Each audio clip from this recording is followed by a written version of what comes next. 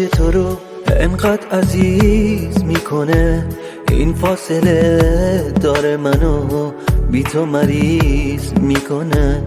این که نگات نمی کنم یعنی گرفتار تو هم، رفتن همه ولی نترس، من که طرف داره تو هم. هرچی سرم شلوغ شد رو قلب من اثر نذاشت، بدون تو دنیای من انگار تماشاگر نداشت.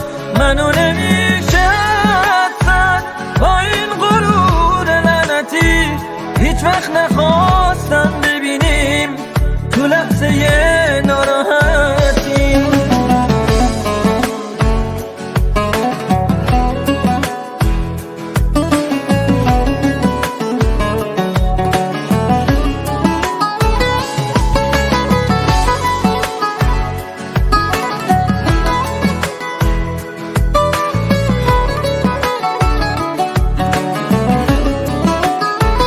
میخواستم نبخشمت، یکی ازت تعریف کرد، دیدن تنهای تو منو بلا تکلیف کرد.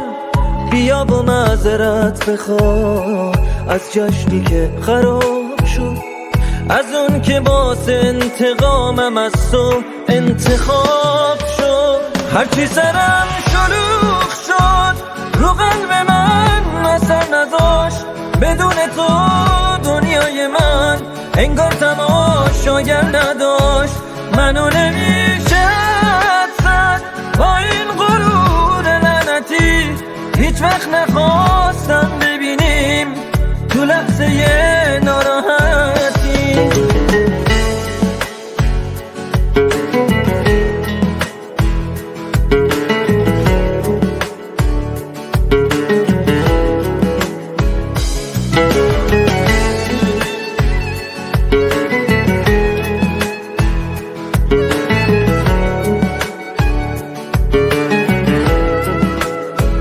چی تو چشاته که تو رو انقدر عزیز میکنه، این فاصله داره منو بی تو مریض میکنه. این که نگات نمی کنم یعنی گرفتار تو هم، رفتن همه ولی نترس، من که طرف داره تو هم. هرچی سرم شلوغ شد رو قلب من اثر نذاشت، بدون تو دنیای من انگار تماشاگر نداشت.